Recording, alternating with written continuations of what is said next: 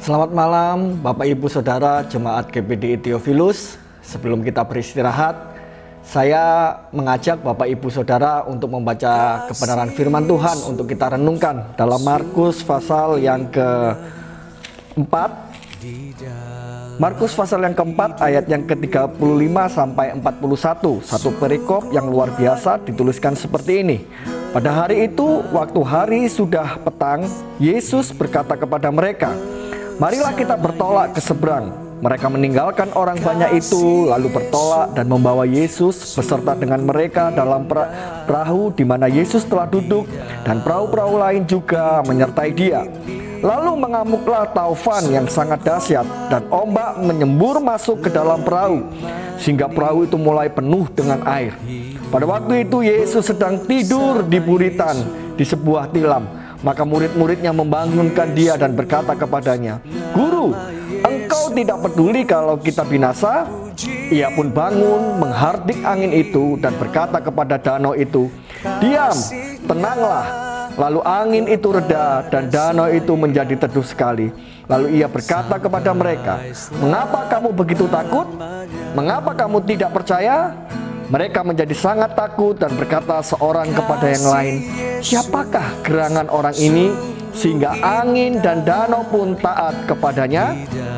Bapak Ibu, dari kisah yang telah kita baca ini ada 4 hal yang saya mau angkat. Yang pertama, Bapak Ibu, hidup ini tidak dapat diprediksi. Seperti gelombang sekonyong-konyong bisa datang menerpa hidup kita.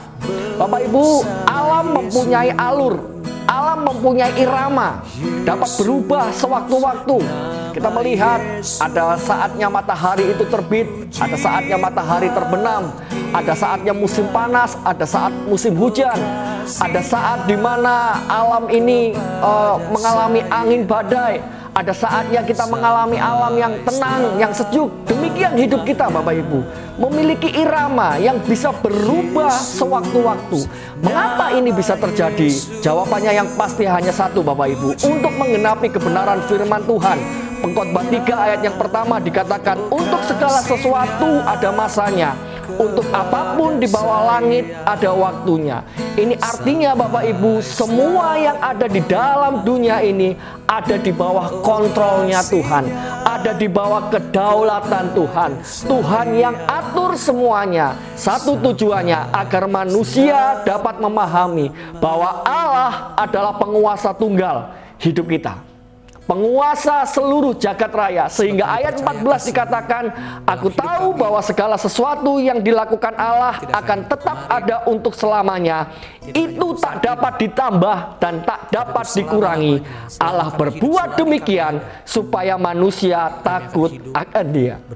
Itu sebab, Bapak Ibu, ketika Tuhan izinkan badai dalam hidup ini menerpa hidup kita, alam berubah sewaktu-waktu, kita menghadapi badai gelombang. Ingat, Bapak Ibu, semua ada di bawah kontrol Tuhan, semua ada di bawah kedaulatan Tuhan. Supaya apa, Bapak Ibu? Supaya kita hidup takut akan Tuhan. Yang kedua, Bapak Ibu, hidup harus bertolak ke seberang. Bentangkan satu harapan. Hidup harus maju. Jalan Tuhan itu selalu maju, tidak pernah mundur. Itu sebab ketika Yesus tinggalkan orang banyak, meninggalkan zona nyaman. Karena ketika Yesus berada di kerumunan orang banyak, disitulah, Bapak Ibu, Yesus bisa mendapatkan segalanya. Yesus bisa mendapatkan pujian, Yesus bisa mendapatkan sanjungan, Yesus bisa mendapatkan pride-nya di tengah-tengah orang banyak. Tetapi Yesus tinggalkan semua, dia menuju ke seberang karena ada pekerjaan yang harus dia lakukan. Dia melakukan pekerjaan Bapa. Demikian hidup kita, Bapak Ibu. Kita harus bergerak maju karena harus ada yang kita kerjakan. Karena hidup ini mempunyai satu tujuan, Bapak Ibu. Kita semua mempunyai tujuan hidup. Dan untuk mencapai tujuan hidup itu, kita harus bergerak maju. Jangan tinggal di zona yang nyaman. Jalan bersama dengan Yesus. Yang ketiga, Bapak Ibu Saudara, bagi seorang murid pengikut Tuhan, menghadapi tantangan hidup adalah suatu panggilan iman kita. Hidup ini boleh bergejolak, badai gelombang boleh datang, tapi kita harus menghadapi dengan hati yang tenang. Ingat, Bapak Ibu, ada Yesus bersama dengan kita. Gelombang badai boleh datang, Bapak Ibu, jangan sampai membuat kita melupakan Tuhan. Jangan sampai kita menghadapi gelombang ini dengan kekuatan kita sendiri. Kita harus mengandalkan Yesus. Panggil Yesus.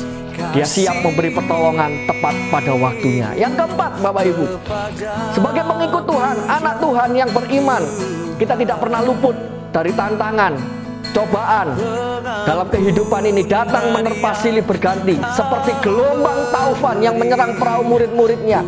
Tapi ingat Bapak Ibu, kita tetap di satu perahu yang sama dengan Yesus.